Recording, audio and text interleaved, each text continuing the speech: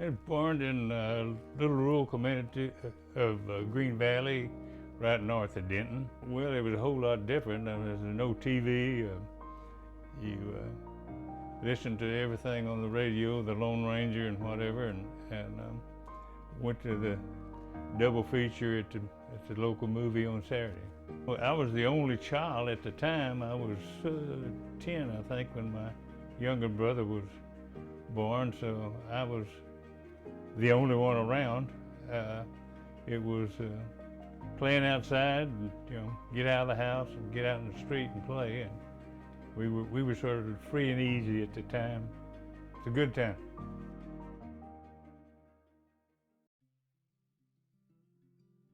My real mentor was Bob Mitchell.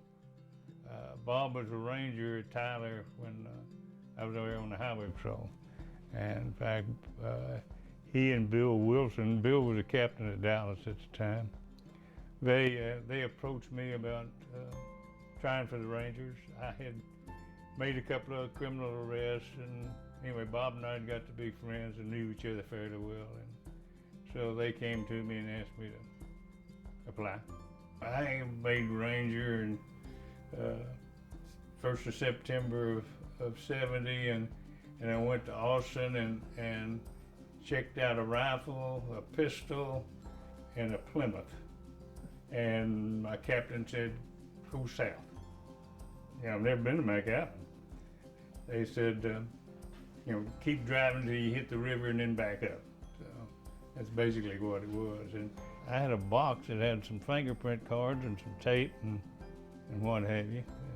And that was all the equipment I had. So I remember waking up one Sunday morning and making reports, and I'd worked 100 hours that week. And then it was the Captain Wood called me. Of course, didn't see him much because I was way down yonder.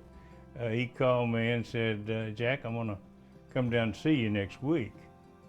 And I said, fine, I'll be waiting for you. Well, about nearly a week later, I got another phone call from him, and I had made 2 pretty good sized arrests on murder cases that week.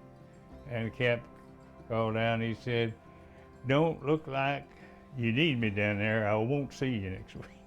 So I think it was we didn't have supervision. I mean, I went 3 months and didn't see a supervisor. And so I think it was all on you. You had to carry the ball, you had to be the Rangers in the valley. And I had everything in the Rio Grande Valley from up the lake all the way down to the Gulf Coast.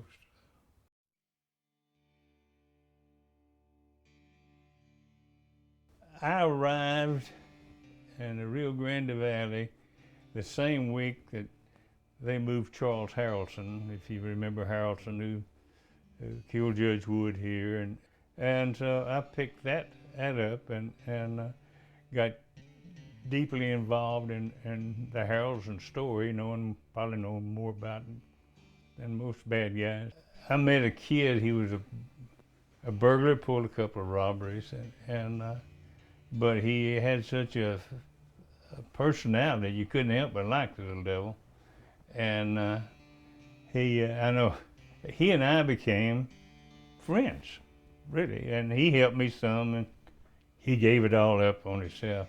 But that was one of the real stories. I had him in jail there in the old jail in Edinburgh, and of course we had Charles Harrelson there, and he came over to tell me about somebody had committed some burglaries or something he was helping me on. And I never will forget, he got up to leave, the deputy came in to get him taken back over to the jailhouse, and he said, oh, Jack, by the way, Harrelson's got a gun in his cell. That'll get your attention real quick. So he even told me where it was at. And anyway, soon as he got out of sight, me and Pat Ramsey, who was the chief deputy, went to the jailhouse. And you're talking about how Larry Harrelson was. This was an old jail, and it had iron walls, and there was some bad spots rusted, and there's one rusted in a housing cell. He had a one-man cell, and he had that pistol hanging on a string with paperclip down that hole. And he saw me and Pat come in, and he was so astute that, and I saw him, he walked over and flipped that paperclip, and the gun fell down inside the wall. We tore it out and found the gun, and found the girl that gave it to. That was probably the biggest case because I couldn't get rid of him. But he was sort of, I was an energizer bunny in my life. He just kept on going. He was always something with him.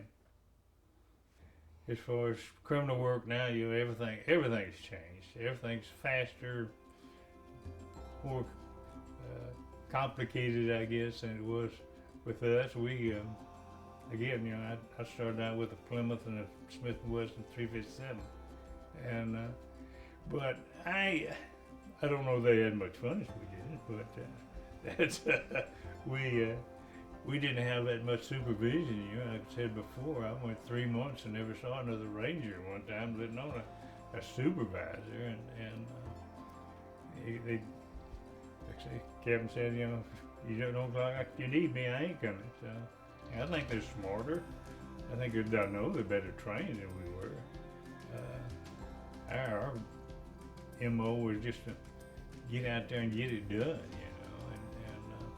and I don't even know if I get the Rangers now, they're all college educated, what have you, and so it's just a different time, a different place.